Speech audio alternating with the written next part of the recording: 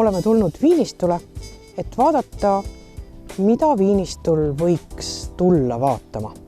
Ehk siin on kunstimuuseum, siin on restoran, siin on hotell, siia võib tulla konverentse pidama. Ühesõnaga, päris palju on siin, mida teha.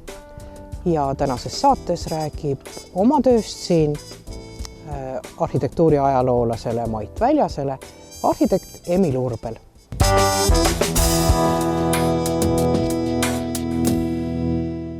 Tere, Emil! Sina oled arhitektina tuntud eelkõige oma elamute poolest ja eriti just eramajade poolest. Et täna me oleme sinuga siin Viinistu kunstimuuseumis. Et see protsess, ma saan aru, on olnud sinu jaoks rohkem pikem kui 10 aastat. Et kuidas see kõik alguse sai? No ta on olnud vaata, et 15 aastat pikk ja erinevate aktiivsustega siin on tegutsetud erinevates etappides ja noh, kui ma seda iseloomustaksin, et see on väga huvitav olnud, et näha ühe mahajäetud või rikutud rannaküla taassündi. Kas ta nüüd on sündinud veel teda, aga midagi on tehtud päris palju ja sest me ju teame, kas Jaan Manitski ostis selle kalatööstuseks 20 aastat tagasi vist ja mina olen siin 15 aastat olnud ja kõik need hooned, mis siin on järjest tekkinud, muuseum, hotell, mingid abihooned, kõrvalhooned ja nende tehnilised lahendused, kas või katlamaja, mis ei paista väljagi algul, et need on siin järk-järgult kõik tulnud, et millega see lõpeb, ma ei tea, et kuidas Jaanil energiat jätkub, eks me siis näeme kunagi.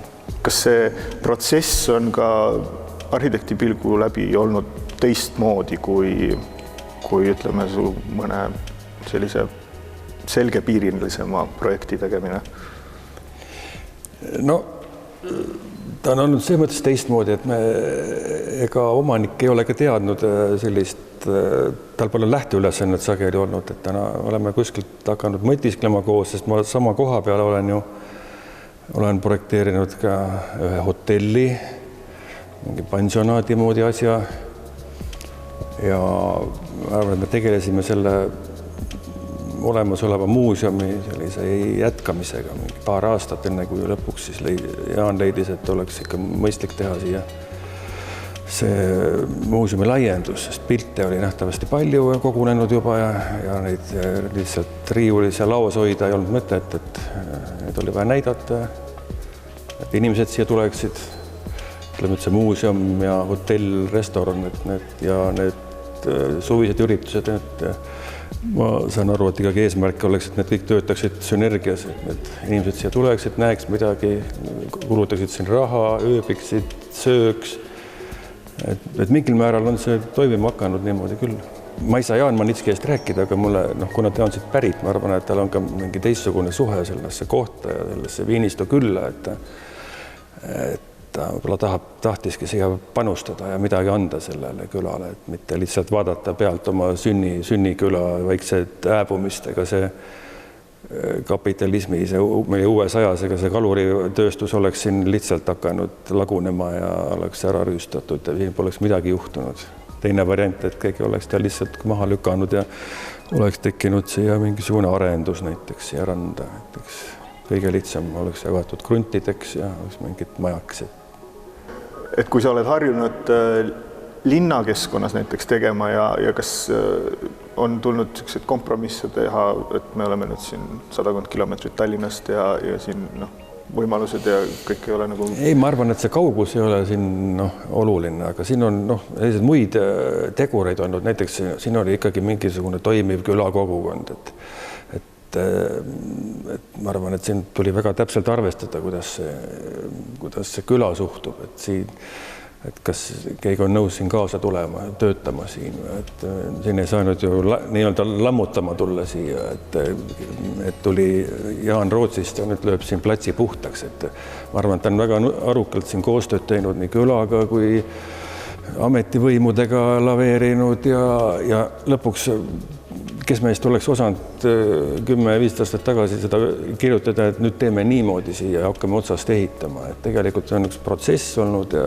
elu on näidanud, mis asjad toimima hakkavad, mida üldse tasub teha, kui palju tasub siia investeerida, palju rahvast käib ja ta on nagu tasapüsi protsessina läinud kogu aeg. Ja sellepärast ma arvan, et see taktika on õige olnud, et me ei ole ühte äriplaani koostatud ja siin mürtsti hakatud ehitama. Sest muuseumit ei saagi nii ehitada või eriti oli eramuuseumi, mis ei ole sellise koha peal, mis kunagi ei hakka mingit kasumit andma, et siin on nagu tasapisi neid asju tehtud ja samm-sammavalt ja võimaluste piires ja tundub, et kõik kogu aeg on toimunud midagi, et see on nagu väärtuslik kogemus siin.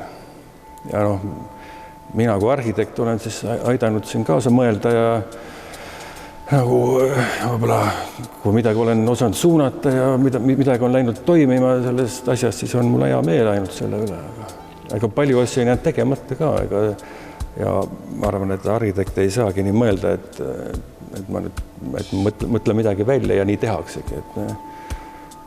Ma olen ka siin pidanud arvestama väga erinevate tegurite jõujoontega ja et lihtne oleks olnud kergitada kaabut ja välja jalutada, kuna näiteks lähteülesanne on puudulik, et ma ei tegele selle asjaga.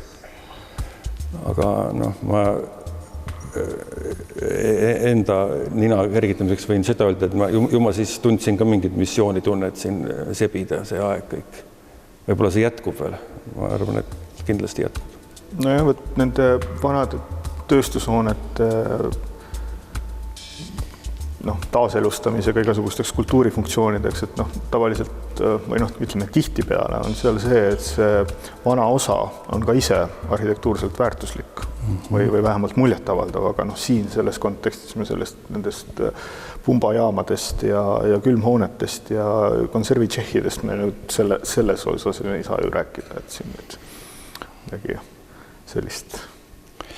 Nii ta on jah, aga samas me ei saanud ka eesmärgiks nüüd seda vana kihistust, kui nii võib öelda selle nõukogudeaegse ehituse kohta, et täiesti ära katta või varjata või kaotada, et nagu siin näed need vanad saalid ka, ega seal ei ole nüüd täis ära krohvitud seda ja need vanad nõukogude kataloogipaneelid on seal laes näha ja ühest küljest ei olnud mõtet seda teha, et hoida kokku raha, aga teisest küljest nad näitavad ikkagi mingisugust ajalugu ja olnud ja koos selle uue osaga nad väljendavad, annavad nagu laiema pildi sellest, et mis lihtne oleks olnud võib-olla nad üldse maa pealt pühkida need vanad majad ja öelda, et teeme kõik uuesti, aga samas ta annab mingi laiema pildi selle koha ajaloole ja ma arvan, et see on oluline, et mitte lihtsalt üle sõita sellest. Ega see mingi vana tellisseina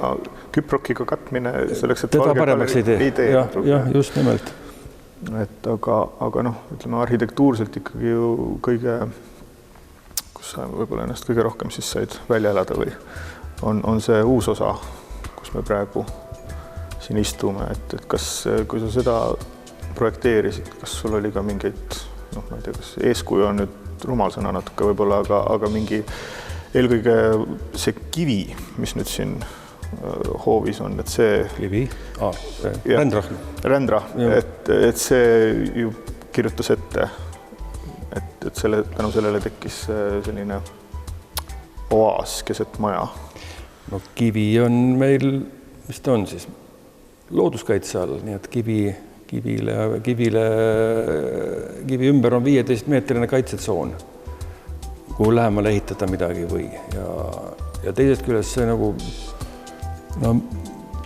see, mida tahtsime ehitada, oli muuseum, et pildid ära panna. Meil oli palju seinapinda, järelikult mida rohkem seina, seda rohkem pilte saab ära eksponeerida, nii et need kaks, see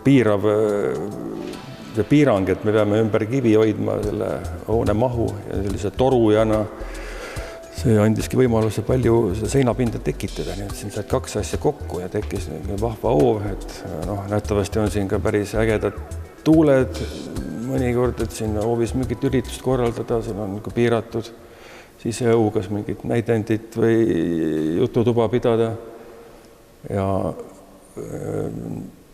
eks ta niimoodi kujunes nagu mitmete mõjurite koos toimimisel ja mis ma alati olen öelnud, et meil oli vaja seinapinda, aga seina peale lähevad pildid, aga pilte peab ka valgustama, nii et see on 2 vastuolulist ülesannet, et on vaja palju akneid, et saada valgust ja palju seina, et saada pildid panna, et me olime nagu kahe vahel kõõlusime ja see, kuna see asukoht on vaimustav ja siit on vaated Mohnile ja merele, et me tahtsime ka neid avada, et see kogu see juurdeehitus ongi nende mitmete teemade koos käsitlemine. Alati tasub silmas pidada, et ruum kui selline või vaba ruum on ju luksus, eks ole. No. Et siin on seda pinda on... Et ei ole diivanid ja voodid sees. No just, jah. Ta on mingi muu teema. Et meie sellises üliutilitaarses ühiskonnas, kus on iga ruutmeeter on väga läbi kalkuleeritud ja kus ütleme ka avalikel hoonetel seda nii-öelda puhkamisruumi või seda olemisruumi, seda jääb ju aina napimaks ja napimaks, eks ole. Et eks ma siin käisin paar päeva tagasi Nordea kontserdimajas esimest korda elus. Kontserdil? Ühel etendusel. Ja siis ma ei olnud seal varem käinud ja siis just vaatasin, et see, mis seal saali ümber on või kuidas on need sissepääsud ja need foajeed organiseeritud, et sellises klassikalise teatri või kontserdimajaga võrreldes, et seda on ikka väga-väga napilt ja kui see sinna ikkagi peaaegu et 2000 inimest sisse lased, et siis ega seal seda hingamise ruumi nii-öelda enne kontserti või kontserdi vaheajal väga ei ole, et näiteks teine maja, mida sa ka kindlasti ju tead, on Berliini Filharmoonia. 60 aastate algusest Saksa kuulus arhitekt Hans Scharoun, et kus on seda jälle niimoodi väga luksuslikult. Aga ma kohe oponeeriksin sulle, ma suvel õnnestus käia Bordeaux ooperis. Tema vist on kas 1815 või 20 ehitatud või on veel enne sajandivahetust. No seal ei olnud üldse ruumi foajeedes. Või Opera Garnier. Jah, inimesed tulid tänavalt, istusid oma kohale ja läksid jälle minema. Et võib-olla me jõuamegi sinna. Ja läksid jälle poodi. Ei veedeta aega seal kuluaarides ja foajeedes. Jah, aga seal on võib-olla need näited, mis sa tõid, et tüpoloogia varasem väljakujunemine, aga mingil hetkel ta on olnud oluline. Eiga ma ei... Mulle või vaata, et see, et ikka inimesed ju näitavad ennast. Mulle meeldib ka, et ruumi on tegelikult. Aga siin muidugi, see tundub, et see juurdeehitus on suur. See on 500 ruutmeetrit ainult. Aga ma arvan, et meil õnnestus siin tööle panna see, et me oleme selle siseõue ühendanud siia läbi nende vaadete ja terrasside ja siis läbi nende vaadetega merel, et ta tundub nagu avaram ja laiem kogu see ruumi olemine. Tegelikult ta on üks pisikene soolikas, mis sõidab siin ümber selle kivi, et ei ole väga suur hoone. Ta on ikka väga väike maja.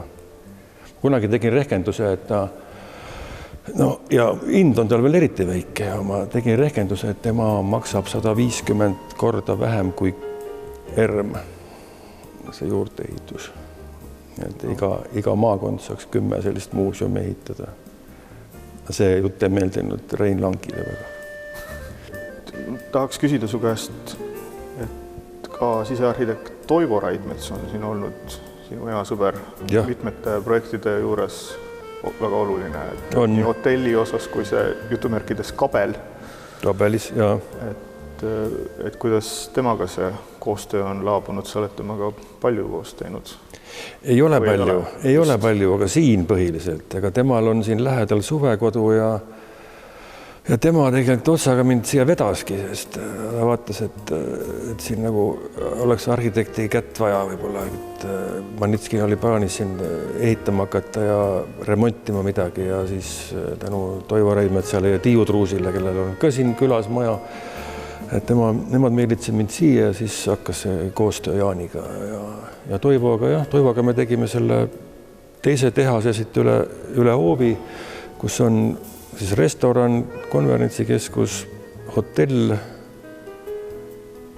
ja eks see protsess oli umbes samalaadne, et see, mida me ehitame ja mis sellest saab, see selgus töö käigus sageli. Et iseenesest väga huvitav selline meetod, et ei ole enne, et kõik on teada ja siis ehitame valmis, vaid palju tehti ringi ja eks see lihtne ei ole või odav ei ole. Et lihtne on teha plaan valmis ja siis realiseerida võimalikult kiiresti. Ja Toivole tunnuslikult ta ju alati mõtleb oma kujundustesse ka, ta ei kasuta, eks ole, valmis olevaid elemente, ta siia mõtles ka toolid ja valgustik välja. Aga Toivole selline meetod sobib, tema nagu ise isegi paljuski realiseerib selle, vaatab, kust on need materjalitarnijad, kust mööbel tuleb, mõnda asja tegi ise ja sellise temale ehtsa toivoliku hasardiga lahendas need hotelli teemad seal. Aga mis siin veel annaks teha või? Sa ütlesid, et jäi asju tegemata? Ei tegemata, jah. Aga mis, kui me siin ringi alutasime nüüd, et oli mingi tunne, mis oleks veel nagu oluline kuidagi lähemate aastate jooksul või kuidas Manitskil tuhin peale tuleb? Seda peab tema käest küsima, kuidas on tuhin, aga võib-olla mina panustaks selle muuseumi ja hotelli vahelisele alale natukene. Seal on küll paar terrassi ja istumine, aga teisest küljest ei saa seda väga, ma ei näe seal mingit hoonet, ei saa ka täis ehitada, sest siin on ruumi vaja, sest on teater, on restoranis inimesed, kogunemised või siin võib palju rahvast juhtuda. Et siin peab olema ka see puhver, et kõik ära mahuvad ja keegi, et kitsaks ei läheks, aga võib-olla natuke võiks need kahe maja vahelist osa natukene mõtestada ringi, et võib-olla seal on midagi, mida veel teha sinna. Aga siin on ju neid tööstushooneid veel, et ma arvan, et see on päris keeruline ülesanne, mida siia teha nendest. Samamoodi nagu ma enne ütlesin, kõige lihtsam oleks nad maha lõhkuda. Aga mis siis jääbki üks tühermaa või? Et praegu on siin, nägime jälle, oli üks tribüün üleval, jälle mingi näidend on suvel olnud, et midagi kogu aeg toimub. Et see on ka, ma arvan, et küll elu näitab, mis siia tuleb.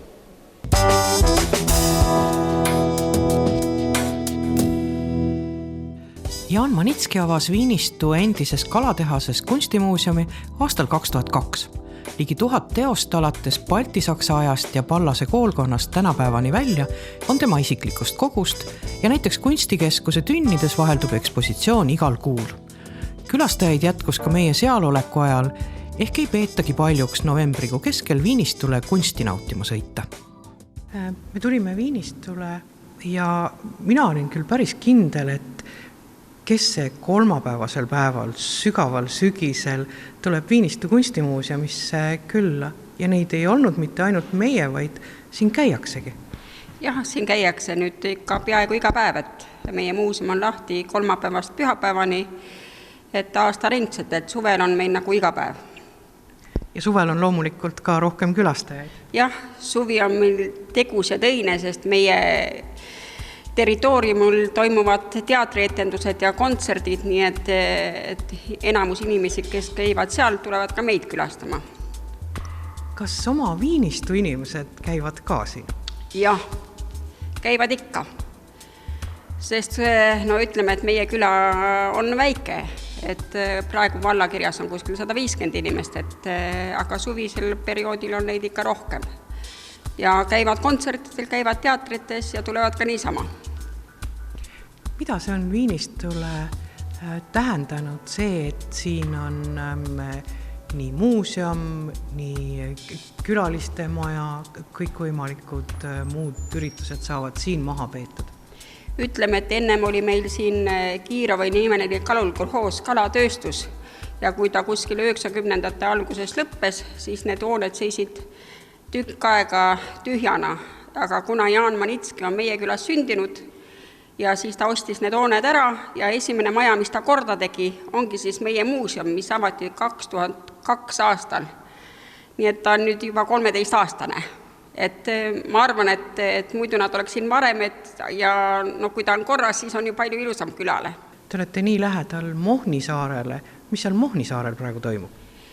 Mohnisaarel elab 2 inimest, Mati ja Lea, kes vaatab korda, tegutseb tublilt sealt, nii et hästi tublid inimesed. Nii et Jaan Manitski ostis need majad, mis seal ümber majaka on ja on neid siis korda teinud ja pluss juures Mati on väga tubli tööline seal, kes teeb ja korrastab.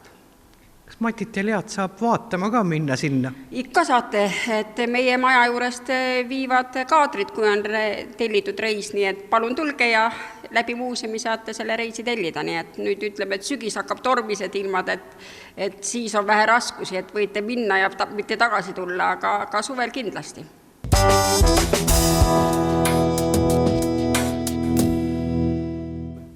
Eelmises saates kõlas esmakordselt ka vaataja küsimus ja enne üllatust kõik vastused olid absoluutselt õiged.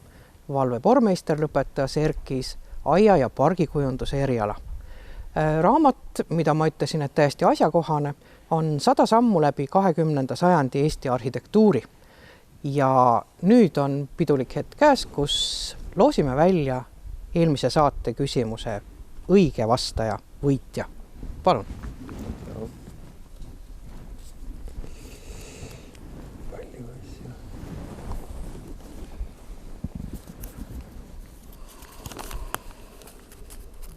Niimoodi. Ja raamatu saab Andres.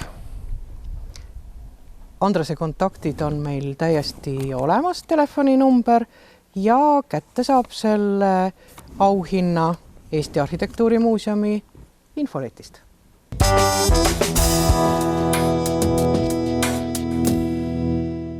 Ringkäik Viinistul on ära tehtud ja ülim aeg on järgmine vaataja küsimus esitada. Sedakorda kõlab küsimus niimoodi. Selle juurdeehituse keskel oli üks suur rändrahn looduskaitse all olev. Mis selle rändrahnu nimi on? Vastused saatke, nagu ikka, meiliaadressile majadajas@tallinnatv.eu ja seda tehke ikkagi kuskil nädala pooleteise jooksul ehk enne järgmist saadet. Sellega on see saade lõppenud ja tulemas on 2 nädala pärast uus, kus me räägime ilmselt päevakajalistest arhitektuuri teemadest. Seniks ilusat pühapäeva lõppu ja kohtumiseni!